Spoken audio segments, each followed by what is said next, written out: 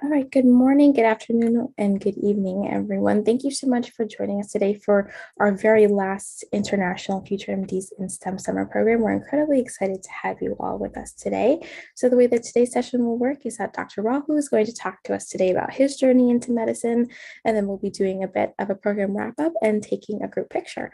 But we'll let Dr. Rahul take it away. And if you have any questions for him, you're more than welcome to ask them in the chat if he has time to answer them, or perhaps you could raise your hand at the end of the session too, but we'll let him get started.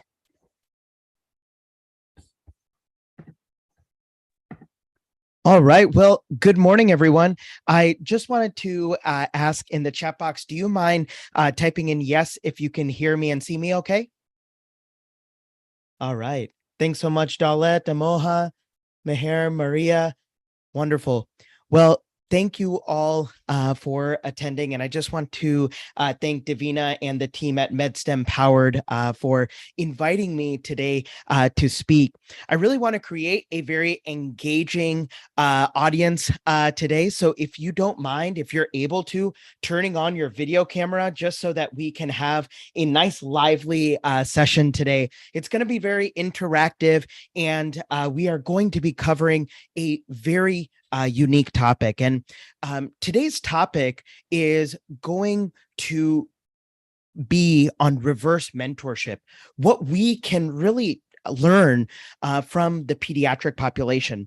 If this is the first time you are meeting me, welcome. My name is Rahul. I'm currently a pediatric critical care physician. So my journey into medicine was a little bit unique, and it all started after high school, where I got admitted into a 6-year BSMD program. So this is a combined program where we take the 4 years of undergrad and we combine it into 2 years, and then we do the traditional 4-year route, which I did in Akron, Ohio.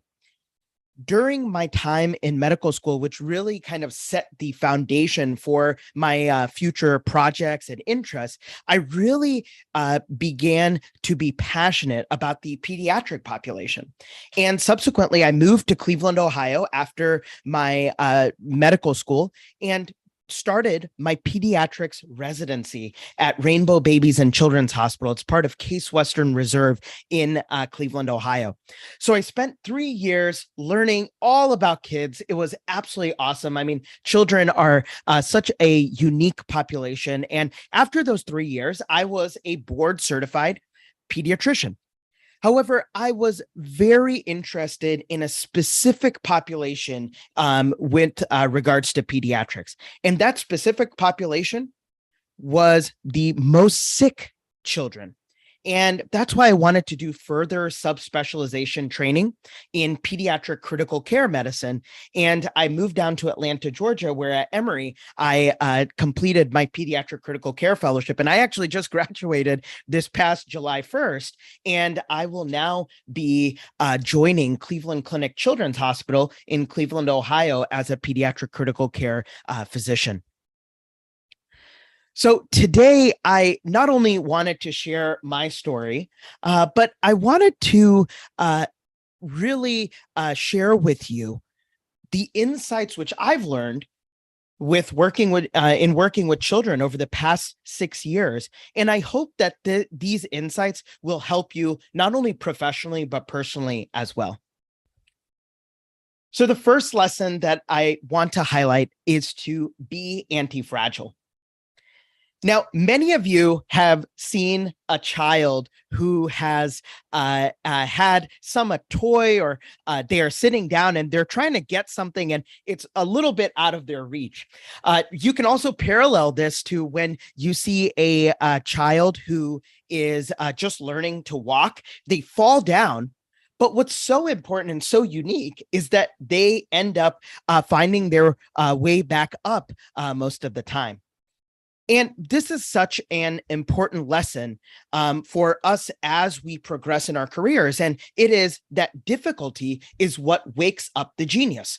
Right now, many of you are pursuing a health profession or medical field, and you will be going through so many difficulties, whether that is going to be in your exam, your classes, in your personal life. But what I would encourage you all to do is really lean in to that difficulty and be anti-fragile. So let me illustrate this concept just a little bit more. When you think about a burning bush, it is full of fire, right? It's so hot. And that burning bush should be your passion for entering the medical profession. Now, anytime a wind is going to come and get near a burning bush, what happens to that bush? It ends up getting larger and larger and larger. The fire ends up getting larger and larger and larger. And so this is the wisdom that children have also taught me, is that anytime there is some sort of adversity, we want to lean in and we want the fire to get larger, larger, and larger. We don't want that fire to burn out. And so this was exactly what I wanted to highlight in my life, in my medical training. So when I was a second-year medical student, I was home for spring break, and my sister unfortunately had a very bad headache that ended up progressing into a interventricular hemorrhage, so bleeding inside of her brain. And she ended up being in the hospital for 24 days in the pediatric ICU in Cincinnati. And it was at this time, I won't lie to you. At this time, as a second year medical student, I was like, that's it. Like, I want to take a leave of absence. I really want to be with my family, support my sister, etc., because this was such a life and death scenario. And I still remember that the critical care physician who was taking care of my sister tapped me on the shoulder and said, Rahul, it's going to be a much more stressful event and thought of your by your parents, that if you miss school, what's going to happen? And my parents really didn't want me to get behind. And I still remember that ICU doc tapping me on the shoulder and saying, I'm going to take care of your sister like my daughter, but I want you to go back to medical school and continue to progress in your studies.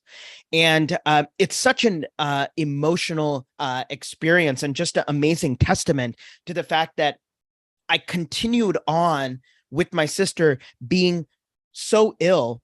And now it comes absolutely full circle that I am a pediatric critical care physician myself, and I'm able to kind of give that same guidance to a family in need. The second important lesson that children have taught me is to always stay curious. When we think about a child, and when I was in pediatrics residency, the 4 or 5-year-old visit for a child was so fun in the office. And why is that? Well, truly, the child comes in to your clinic and keeps asking, but why? But why? They have this imagination. And they keep, talking about their imaginary friend. And I say, hey, we need you to maybe kick out your legs or something like that. And they keep saying, but why? But why? And I want you to really understand, as you're going through your medical training, that curiosity is the wick in the candle of learning. You want to continue to be curious. Continue to aim for perfection so that you end on excellence. So how was this illustrated in my life? When I was in medical school, I would frequently be here, and this is in the library. And the library actually had a back room. And as I continued to be a senior in medical school, I was very fascinated about how medical students learn, and how do we end up taking all of this medical information and output it on an exam, and especially to help patients. So in the back of the library, there was a little whiteboard, and I would start doing some chalk talks and start tutoring my peers in the back of the library. And at that time, I was charging $20 an hour. I was charging $20, and I felt so good after that hour. I was like, yes, I taught about cardiology. And what I would do is I would basically take that $20 and go to the local pub with my friends, and we would enjoy a cold beer. But in all seriousness, what I really ended up developing was this curiosity of linking technology and medicine. And as you can see, we are here from all around the world, about 75 of us today. And our goal is to really learn about the science of medicine. And so this all culminated to me in medical school starting my own company called High Guru. And this is a picture of my first classroom. And this was after a 12-hour marathon session where I covered all of the organ systems in the human body. And and as I've continued to develop High Guru, I've really focused on three things: for a student to learn medical information, integrate amongst different organ systems, and then apply, particularly for the USMLE, which stands for the United States Medical Licensing Exam. This is a very important exam that many of you will encounter or hear about throughout your journey. But this has been one of my pride and essentially my little baby, because it's been so awesome to grow this from the ground up. I've also been very curious about expanding my knowledge in pediatric critical care, which is the field that I'm in. And I just started my podcast, which is PICU Doc on Call. And over the past year, I have been really humbled to be active in 95 countries. And we actually hit top 10 medical podcasts in the United States on Apple this past week. The final lesson children have taught me is the lesson of forgiveness. And I want you all to kind of think about a child who ends up getting a vaccine. And right after they get the vaccine, even though the vaccine hurts and they're crying, the child then puts their hand up and is back to being a little bit more happy. And I want to kind of impart on you the wisdom that life is all about balance. And remember that forgiveness does not change the past, but it does enlarge the future. So when you all, as high achievers, being a part of this program, spending your summers learning more and developing, you all are tasked to balance school, personal life, career, etc., maybe external pressures.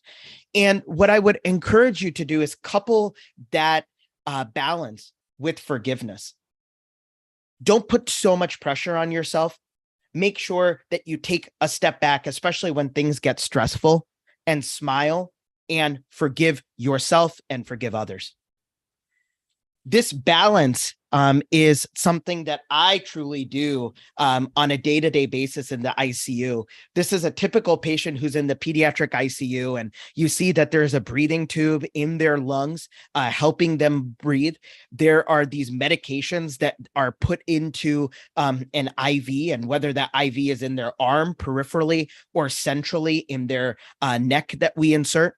We typically have children getting fed via a nasogastric tube, which is a tube that goes from the nose into the stomach, and that's how we give nutrition. But all in all, that is to say that we are intensivists because we love balancing different organ systems. Any decision I make regarding the heart, I have to also balance the lungs, and vice versa.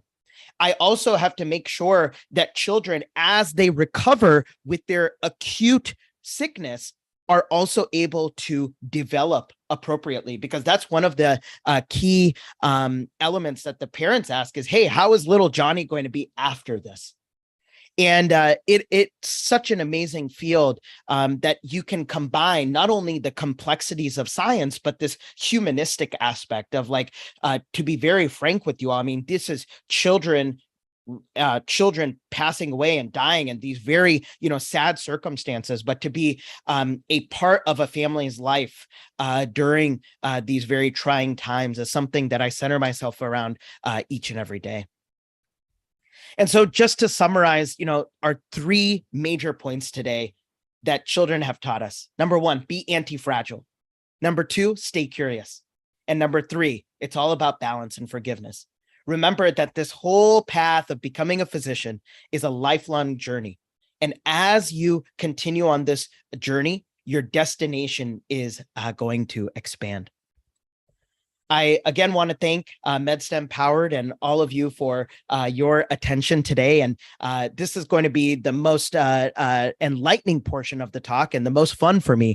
And that is for you all to connect with me either on this forum right now with the Q&A. I would love to hear any questions or comments you have, as well as on social media and email. I think medicine especially is an apprenticeship. It's all about mentorship. So I would encourage you to garner a mentor, and I'm happy to also be a mentor in your development as well.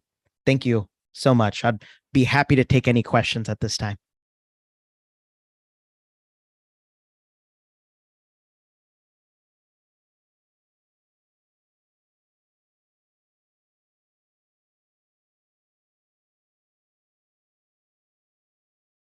Awesome. And feel free to send questions either direct message, or you can place it in the Q&A or for everyone as well. One of the questions which I got was, how did you balance your personal life with school? That's such a interesting question. I appreciate you bringing that up. I first took my schedule and I ended up putting my non-negotiables. So what were non-negotiables? Well, maybe a school exam was a non-negotiable to me. Maybe a required class that I had to attend was a non-negotiable for me. I also put in my personal life non-negotiables. Maybe my cousin was getting married, so I had to attend that, or my family really needed me, or I had a doctor's appointment.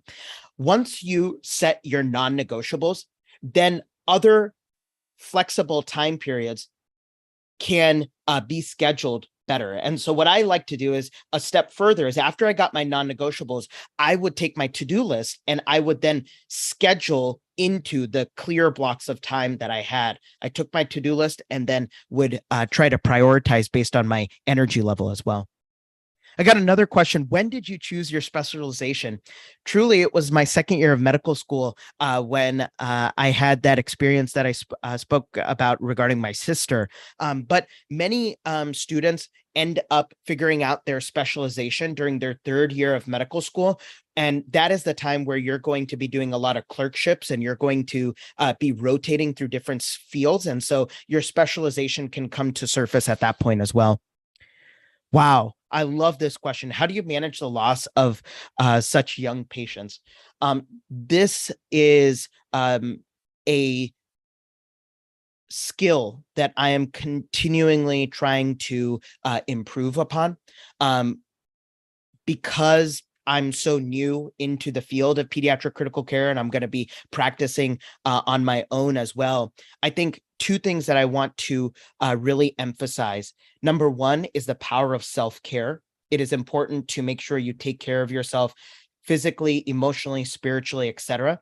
And number two, make sure you have a team-based approach, whether that team is on the home front or at work as well. So that's really how I end up managing the loss of young patients. What tip would you give for an international medical student pursuing to study medicine at the USA? Is it possible? I definitely think that this is possible. What I would encourage you to do as a first step is get a mentor. And one of the quotes that I like to emphasize is, begin with the end in mind. So if your end is to study medicine in the United States, try to figure out what mentors have already done that, and then set yourself up with by taking the journey and really breaking it down into small steps so that you can have some actionables as you pursue that goal. What was the hardest thing about med school besides exams?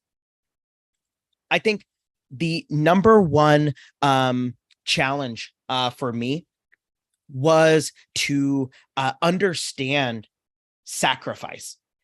A lot of my high school friends, a lot of my college friends, they would graduate, they would get their degrees, and they would, be in these tech startups, et cetera. And here I was in the prime of my career sitting in the library and studying. And so the power of sacrifice is so important, but I will tell you that it is so rewarding in the end.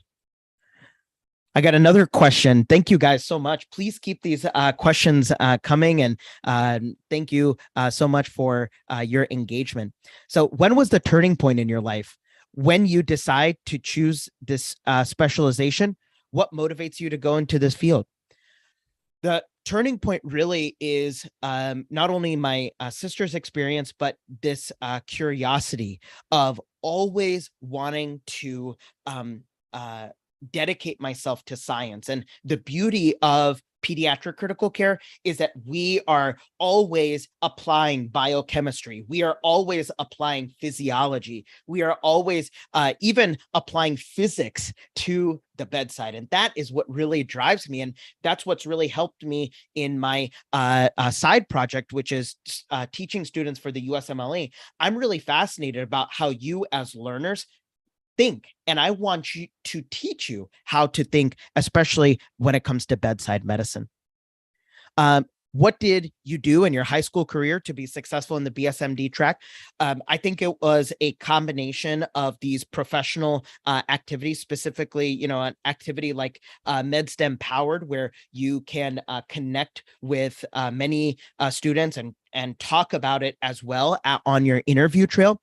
I also did a lot of shadowing with physicians, and I ended up actually nurturing that bond. And I want to really emphasize that when you find a mentor, nurture that bond. Remember that mentorship is a give and take, i.e., not only should the mentor invest in you, but you should invest in the mentor. So just a small task every 4 to 7 weeks, I always send an email to my mentor, just updating them how I'm doing.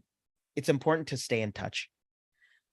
What are the free courses or programs you want to recommend to all of us to be done in our life to get more in depth about medicine? I really think that you can consume a lot of content on YouTube. What I would encourage you to do is really try to excel in your science classes and physics and math classes, because all of those classes will end up giving you a great foundation as you take your MCAT, etc. Are you involved in research? How important is it to do research during pre-med or med school years? So thanks for that question. I am involved in research.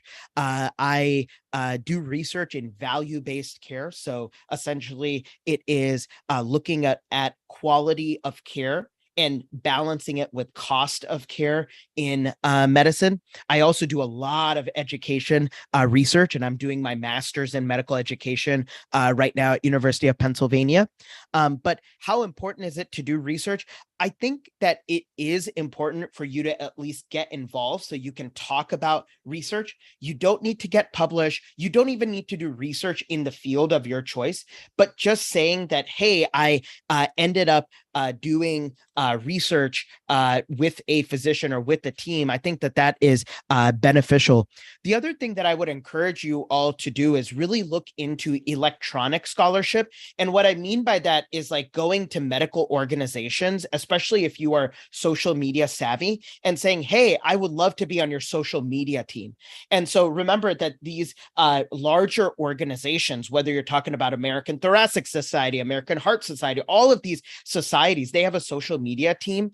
And I would try to get involved in there, especially if you're like a little creative. You can do some posts on Canva, Facebook, Instagram. You're good with that kind of stuff. That is a invaluable skill. And that's something that I have encouraged my medical students to do as well. And they end up counting as digital publications, and you end up garnering such a great network with those kind of opportunities. All right, couple more. How have you managed to get over burnout? Only if you've ever experienced it. I think we all end up experiencing burnout on many different levels.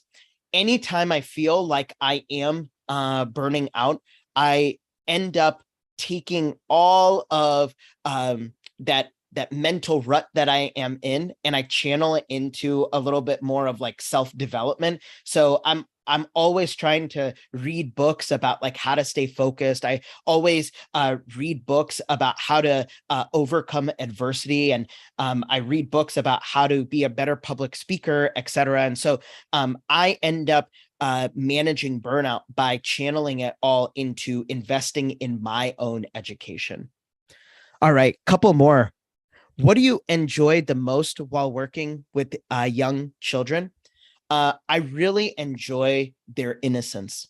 They're the most innocent member of society. And I will tell you, and as this is such an international audience, that the connection that a caregiver has with their child ends up transcending any socioeconomic status. It ends up transcending any sort of religious, ethical, cultural background a family is from. That innate instinct for a mother to care for her child is always pervasive in especially my field.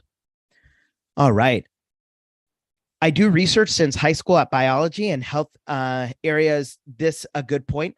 I think that that's wonderful that you're able to get involved in a science field, and I would continue to pursue that thought process. And then, what are some tips for taking the MCAT? I would say that when it comes to the MCAT, assessing yourself is super important. We're always trained sometimes in our elementary schools to learn the content and then test ourselves. But what I would encourage you to do is learn content and test yourself in parallel. Don't be afraid to get questions wrong while you're preparing for a test like the MCAT or USMLE. The more that you bleed in practice, i.e., the more you get wrong in your practice exams, the less you will bleed in war, i.e., the less you will get incorrect on your exam day, especially if you're intentional about it. All right. Last question, maybe. Could you recommend study advice and tips to survive in medical school? All right. So, couple study advice points. I would highly recommend you all to focus on not only taking notes, but synthesizing those notes so that you can reference them easily. I would also recommend you to lean in with multiple choice questions, because I find that once you start applying the information, it sticks. And then also try to make learning fun. What I would recommend is, if you have the time, find somebody that can help you stay accountable, but make those study sessions brief and focused. If you're studying with a friend, set a goal and set a time limit, because you don't want to spend hours and hours goofing off in the library and stuff like that.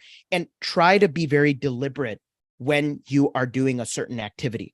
Studying is like exercise. It's all about consistency in an organized manner. All right. Well, if you all have any other questions, I don't want to be over time by any means, but if you have any other questions, just DM me on Instagram. Feel free to connect with me on Twitter, LinkedIn, or even email me. But this was such an awesome session. I hope you all enjoyed this talk, and hopefully we can all connect in the future as well. Awesome. Thank you so much. Something that we like to do for our guest speakers is give them a virtual round of applause on Zoom. So if everyone would be able to do that now, that would be lovely. And we've also attached the thank you form in the chat. So Dr. Rahul, once our participants fill that out, we'll send all the thank you messages over to you. But again, thank you so much for taking the time to come and speak to us. We really appreciate it. And we hope you have a great rest of your day. Thank you so much. Of course, no worries.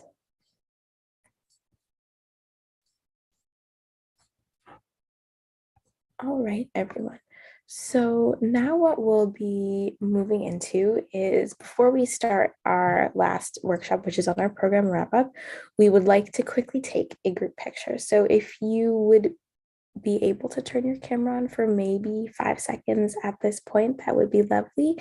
It's also wonderful for us to see all of your faces. We'll give everyone a second to get their cameras on, and then we'll take a quick picture, and then you can go ahead and turn them back off if you'd like. I see everyone fixing their hair. You all look great.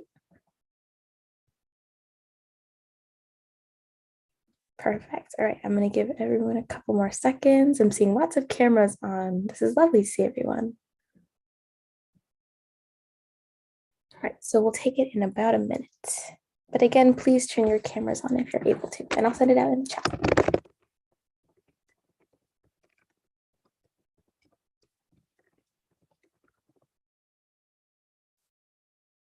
Right. We'll wait about 20 more seconds and then we'll take it.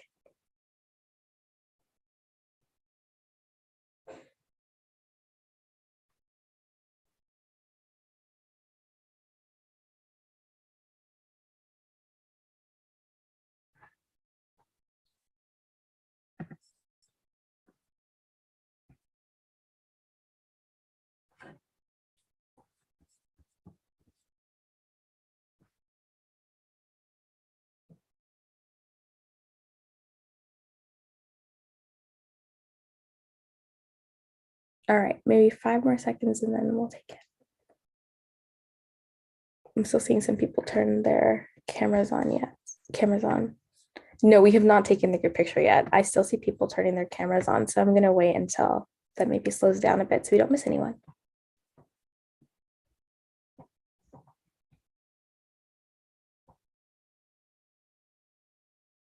All right, so how this is going to work is I'll count down from 3 and then you can keep smiling, and it should probably only take about 3 or 4 seconds, and then I'll let you know when it's done. And then if you'd like to turn your camera back off, you're more than welcome to do that. There's no pressure to keep it on.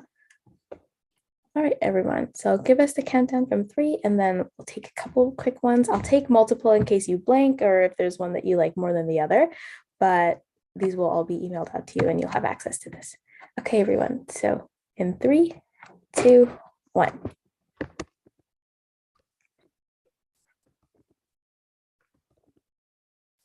All right, perfect. Thank you so much, everyone. Again, if you'd like to turn your cameras back off, you're more than welcome to, but we'll be sending these out too, and we'll also be sending these to Dr. Rahul as well for the session. But thank you so much for turning your cameras on. We really appreciate it. All right, so the last part of today's session will be more brief because we're not covering a medical workshop or a STEM-related workshop per se, but it's just our program wrap-up. This is also in the drive if you'd like to follow along with us, but you don't need to submit this for notes just because we're just talking about Medicine Empowered.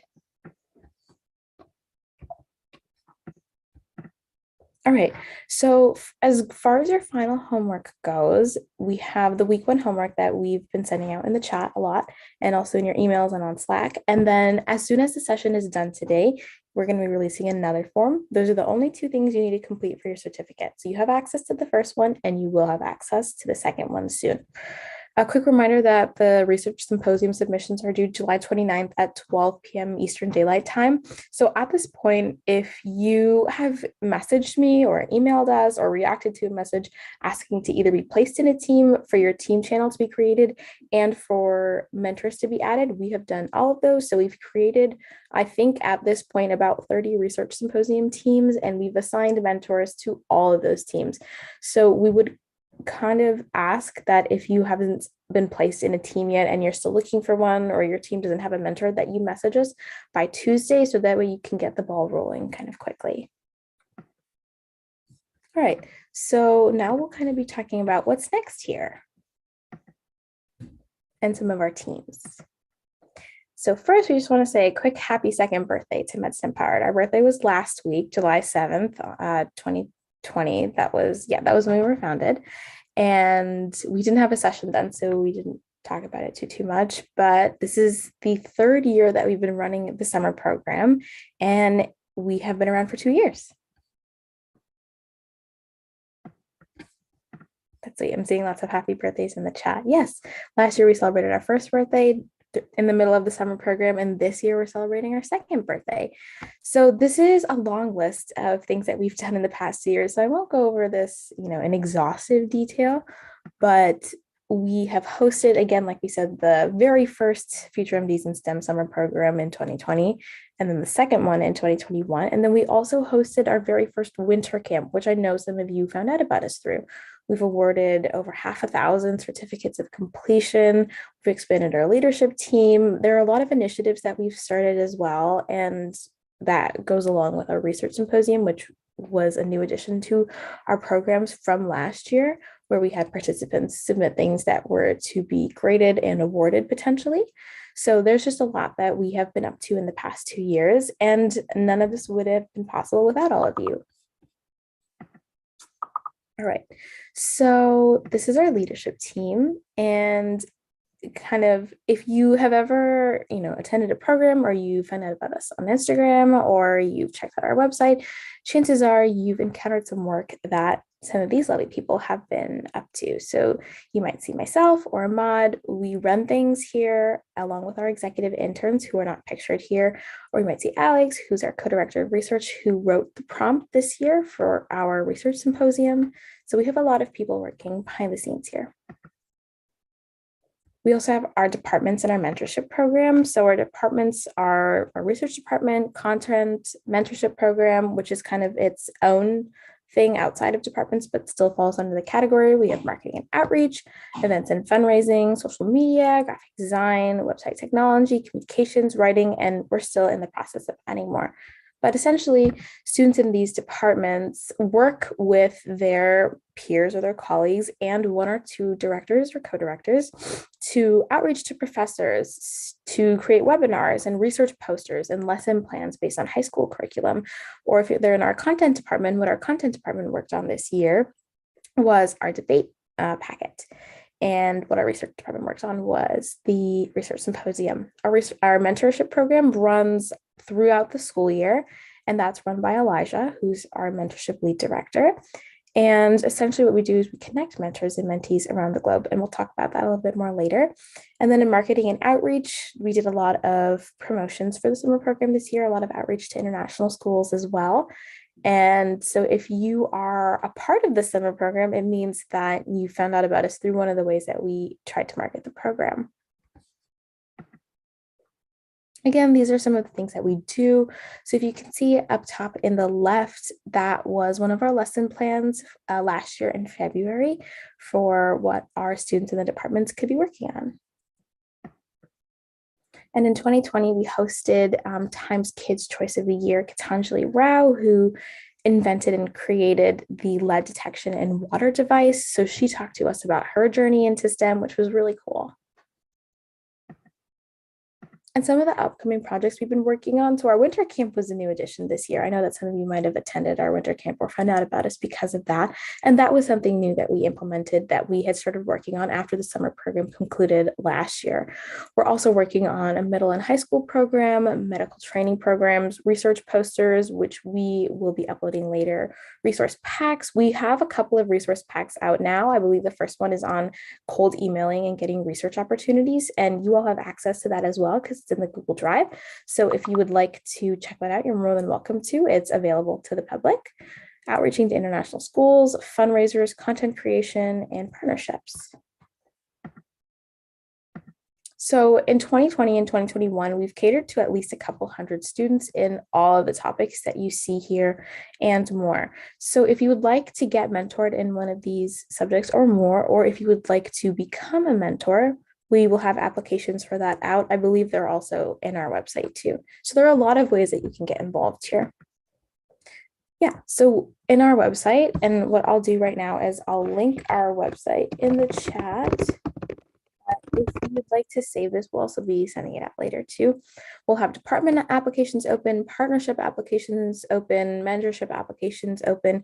We also have a few leadership team positions available right now if you'd like to apply. And yeah, after we release your program certificates, we'll be following up with you with these next steps. So you don't have to worry about, keeping a mental list of this right now. We'll email you all with instructions on how to do this so you don't have to go kind of digging for any information.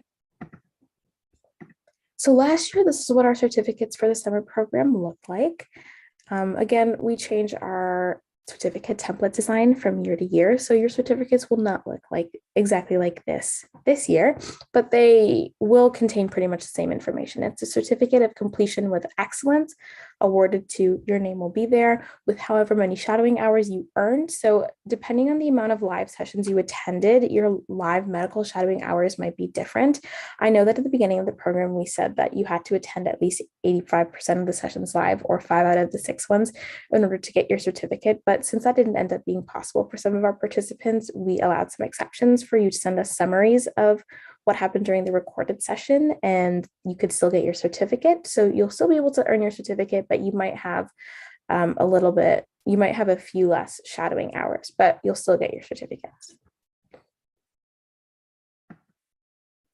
And so we also wanted to take you through the process of what it would be like to use this program, not just for the knowledge that you're gaining because you talk to other students that are really passionate about medicine and STEM, and you've learned from guest speakers and you've learned from us through our workshops too, but also how you can use this to network with other people and connect. Someone asked in the chat, how about volunteer hours? So while you do not earn any volunteer hours for attending the program, if you would like a volunteer certificate, you can email us and we'll check how many volunteer hours you have for the guest speaker forms, for the note-taking forms, and we'll get back to you on that. But we do also provide certificates and volunteer letters too. So if you don't know what LinkedIn is, this is a great introduction to it. So it's essentially it's kind of like a business Instagram. That's how we like to say it. But you can kind of do similar things that you can do in Instagram, like post or send messages. But this is a platform for networking and for mostly work-related purposes.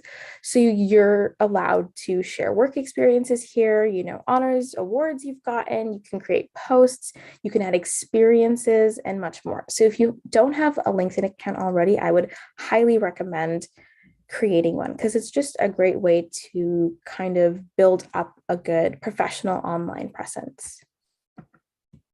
But this is what a LinkedIn page might look like. This would be you here. So you could add a picture, your name, your title. It could be student. It could be, if you're a director or a president at a club, you could put that here too, or a member at a club too. You can do that. These are posts from other people you've connected with.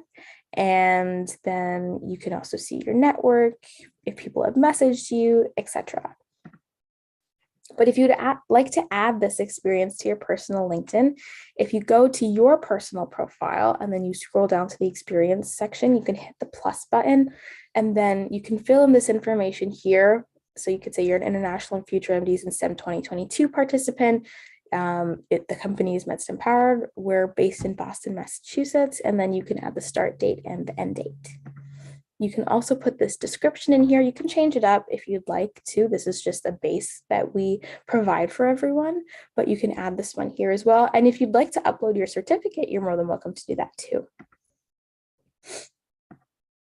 You can also add a license or certificates. You can add your certificate under a different section or the licenses and certification section. You can add it under volunteer experience, etc. And then you can also add specific skills that you've learned and developed throughout the program. So you can add STEM, you can add medicine, you could add collaboration, leadership, innovation, research, etc. So you can add those skills here. And if you do add those skills, you can ask us to endorse you for them. Again, this is just a great way. And you can also connect with us on LinkedIn too. MedSTEM Powered, we have a LinkedIn account where you can connect with us personally, Ahmad or myself, and we'll be able to help you get started if you need any help. You can also add any honor or awards if you receive any awards for the research symposium or participation awards. And then again, the organization is all the same. So there are a lot of different ways that you can show that you did the program. Obviously, we don't create the program just as a way for you to put something down on an application or put something down on LinkedIn, but we want to make sure that you get the most out of it, both personally and professionally. And then you can also post about the summer program on LinkedIn. So this is a post that we got a couple of years ago from someone that created a post. That's what our certificates look like too, about our 2020 summer program. And they uploaded their certificate. They, talked about how they learned so much in 3 weeks in their future career fields. And then I reposted it as well. So this is just a sample post. You could, say that you, sorry, just reading. You had a blast during the summer program. You want to give us a shout out. You don't have to do that. You could check out the program certificate, etc. You can say anything that you like. This is just an example, but yeah, you can post about the program if you'd like. You can add it in all the different ways that we're talking about. There are a lot of different ways that you can show this. Okay, let me see if we have questions. Where can we find the description? So the description is on the slide. I don't remember exactly the slide number, but it's part of the LinkedIn section of this wrap-up workshop, and it's going to be in the Google Drive, like Ahmad said. Okay, so you can also add this to your college apps under extracurriculars or awards. You can upload your certificate to your Common or Coalition application as well, I believe. And you can also just use this experience in real life too. If you're applying for a position and they ask you, they're asking you what kind of shows your dedication to the fields of medicine and STEM. You could talk about how you did a 3-week program and you participated in it and you collaborated with people. Maybe you participated in the research symposium, but there are a lot of ways that you can kind of use this program to help you get your foot in the door. And if you need us to write you a letter of recommendation, you can email us. We've written a lot of recommendation letters for students in the past. You can email us here and we'll be more than happy to help you out. We do ask that you give us at least a 1-month notice period, so that way we have enough time to write your letter and send it back to you. But if you need a volunteer letter or letter of recommendation, you just let us know. And then finally, from us to you, we want to say thank you. These are some pictures that we took from the program this year. There are a ton more. These are just the 3 that I could fit here. But this entire program would not have been possible without you. We can work as hard as we'd like on creating content and finding guest speakers, but the program wouldn't be possible if people like you didn't show up to every session and engaged with us and really just made this program what it is. So we want to say thank you so much for showing up this year, for being as dedicated as you are. We've learned a lot, not just from our guest speakers, but from you as well. We've really enjoyed getting to know you all, and we really hope that this experience has been worthwhile for you. We hope you've learned, and we hope you've enjoyed the way that you spent your summer. But we would really just like to say thank you to all of you.